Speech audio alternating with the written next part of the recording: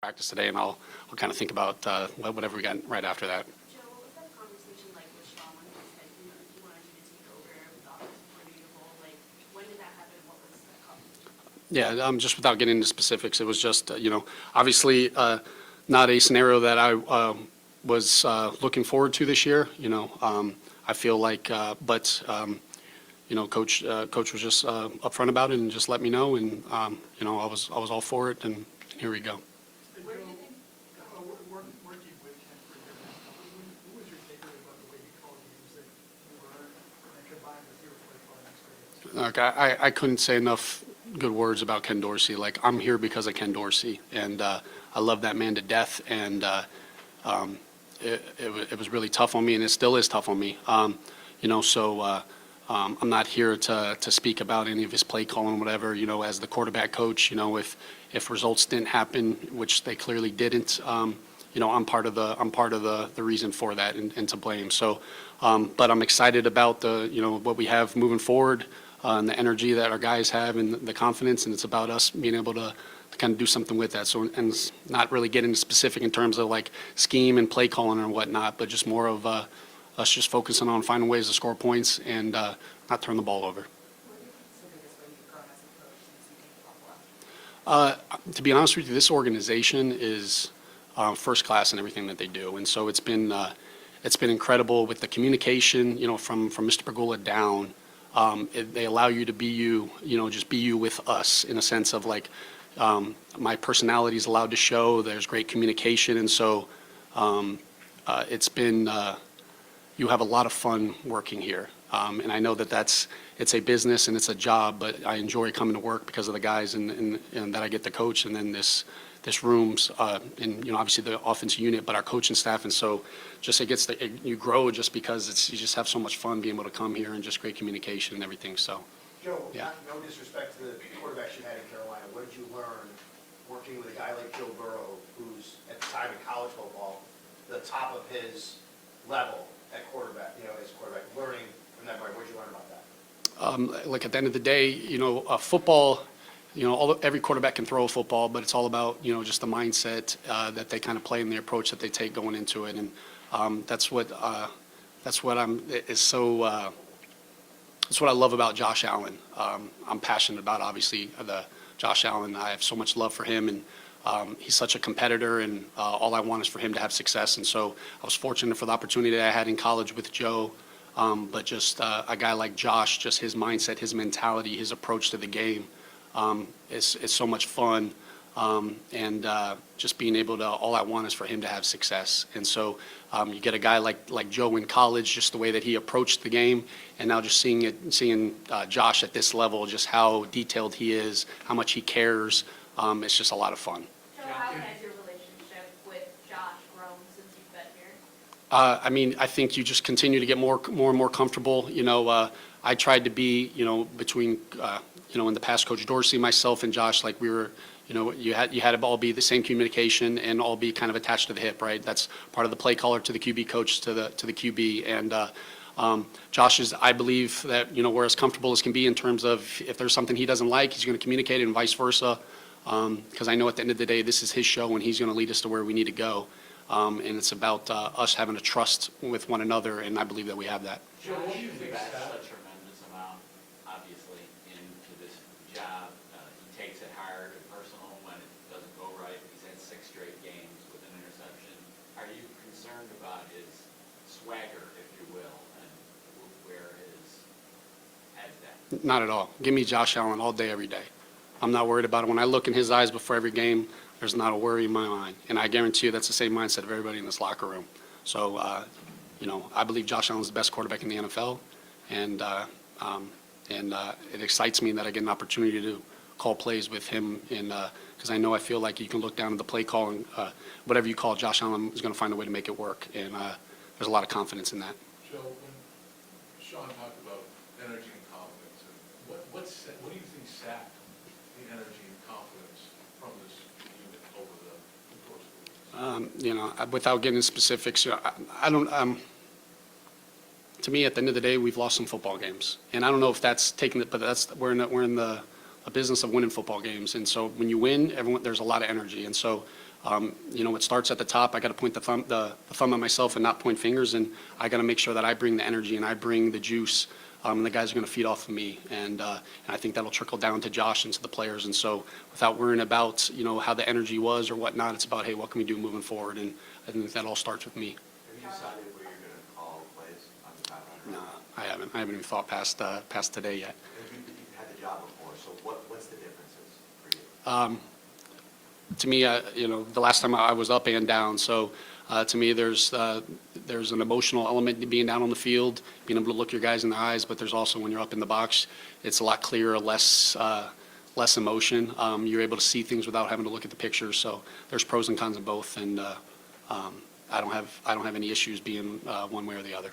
Josh used the word juice in his room, he was talking about you as well. What are you like on game days? Look, I try to, I don't know.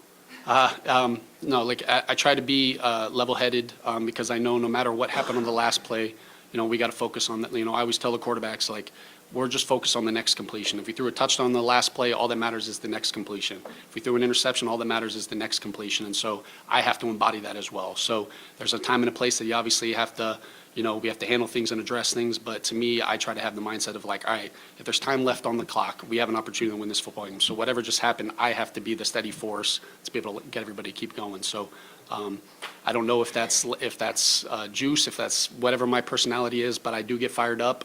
But I also feel like I have to be the common force at times that everybody can look at and be like, all right, I believe in this guy.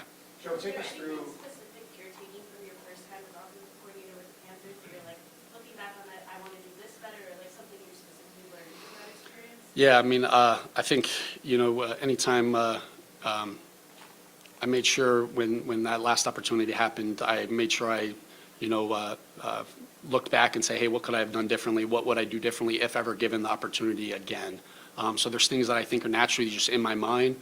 I'd be lying to you if, with the amount of time this week, if I spent a lot of time, thinking about those things. It's, I believe in relationships with your players, and I believe if we're all on the same page with communication, everything's going to take care of itself. Joe, take us through what it's like going from a position coach along with guys like Garrett Cromer and Kelly Skipper and Adam Henry, and now you get elevated to essentially like their boss, running the offense, for lack of a better term. A, the operation of that for you, and B, your relationship with them. Yeah, we have the best staff in the league, in my opinion. Our communication, us just being able to, it's a big thing. Like I told the guys, like we have former offensive coordinators in that room, and it is awesome for me that I can be able to rely on it. But this is not a Joe Brady offense. This is the Buffalo Bills offense.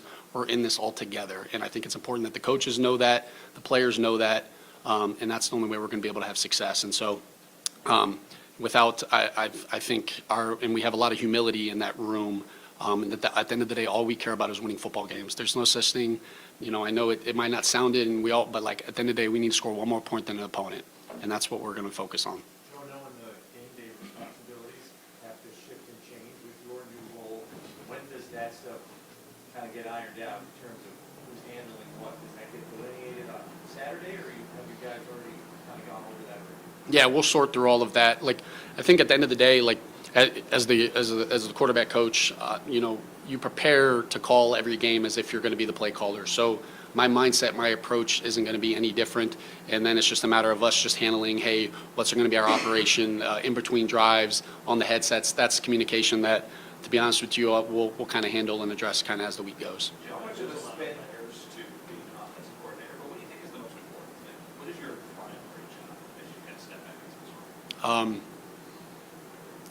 Winning football games. Like that's our job. We're in a bottom line business, and our job is to win games. And I think part of that is making sure that the players, that you have a relationship with the players, that they believe in you and what they're doing. And so it's our job as coaches to put our players in a position to have success, and making sure that we're looking at that and that we're doing that. And if they believe in that, then I feel like we'll be able to find ways to win.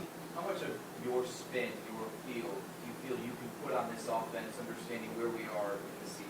Yeah, we'll see. Without getting, can't really get into specifics with it, but it's, every game's going to be different, and I think it's important to find a way. There's a way to win every game, and it's about us trying to find that. And so, whatever that spin might be, every game might look as just said it, is going to look different. And so to me, I can't tell you what the rest of the season is going to look like, just kind of focused on this week. And, I hope that, some of the things that we're doing is going to bring a positive outcome. You mentioned a couple of your, What's it been like developing a relationship with Sean? I'm sorry, one more time. Since you've gotten here, what's it been like developing that relationship with Sean Clement? It's great.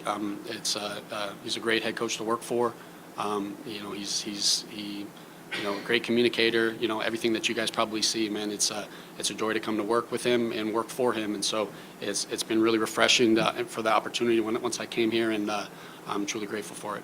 You mentioned some of your goals in this new position, one of them being eliminating the turnovers.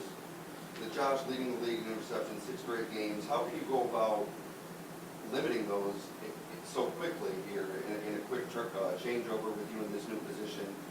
What do you think is the biggest factor in limiting those turnovers? Yeah, I think there's a lot that comes with a turnover.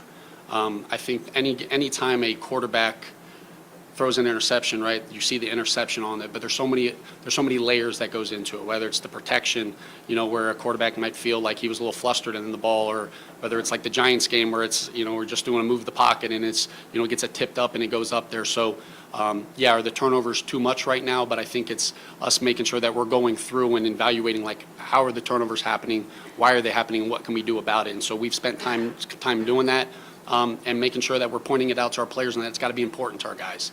It's got to be important to our quarterback, for us to not turn the ball over. It's got to be important to our running backs that the ball's in their outside arm, that, all those things got to be important to them, and we can't wait. Like, I'm a big believer that you can't wait for the house to catch on fire to check the smoke detectors, right? And so, some of those things have showed up the last few weeks, and making sure that, hey, guys, it's got to be important to us, and we got to, God bless you. And, just putting it without getting into the specifics of exactly what to do about it. Just making sure that the guys are aware of it and understand that when we don't turn the football over, we have a great opportunity to win the football game.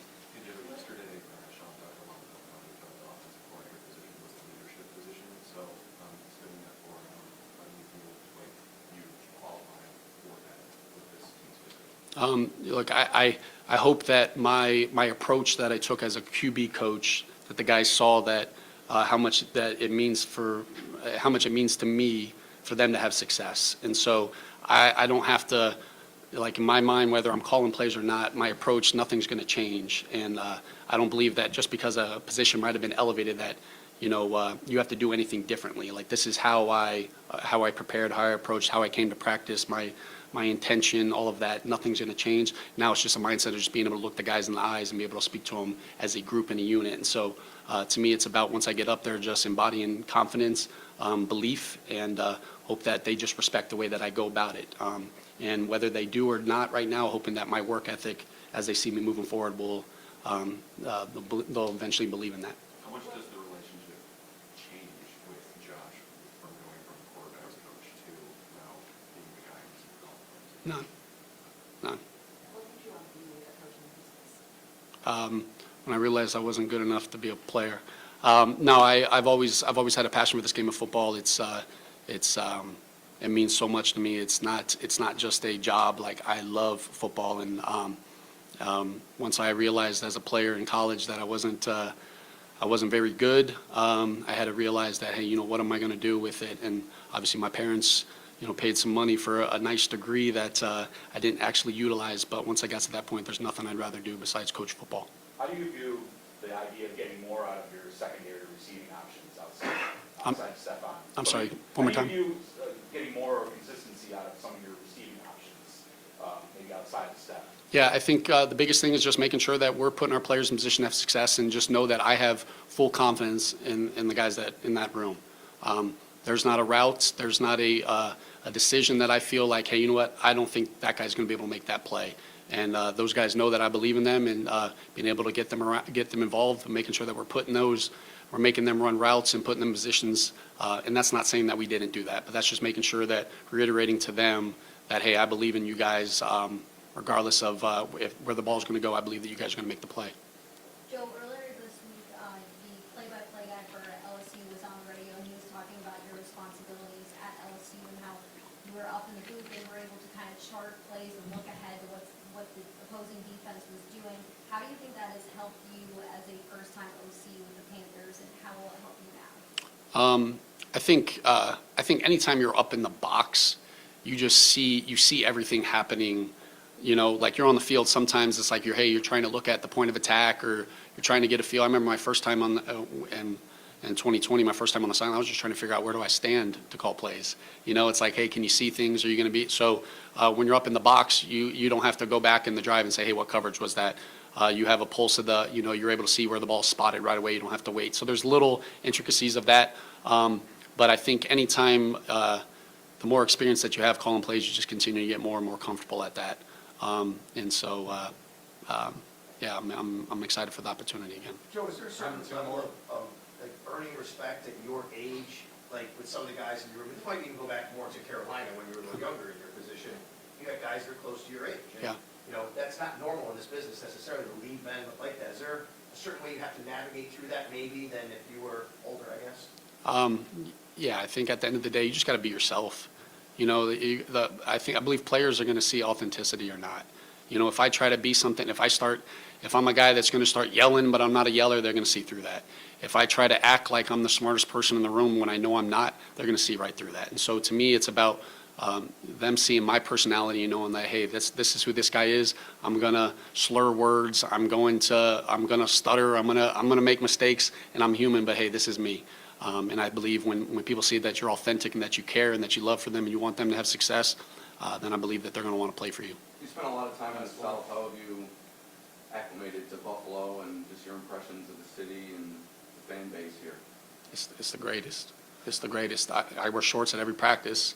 You know what I mean? I'm a South Florida guy, but this city is. I love the city of Buffalo. Like, this place means a lot to me. It means a lot to my family. Like, just seeing the passion that the fans have, how much they want to win. Like, I want that, you know. And so it's fun to be here in this organization and knowing that the fans, the city, the organization, all is aligned and wants the exact same thing. And so I'm grateful for the opportunity to be able to be a part of that. I appreciate you guys.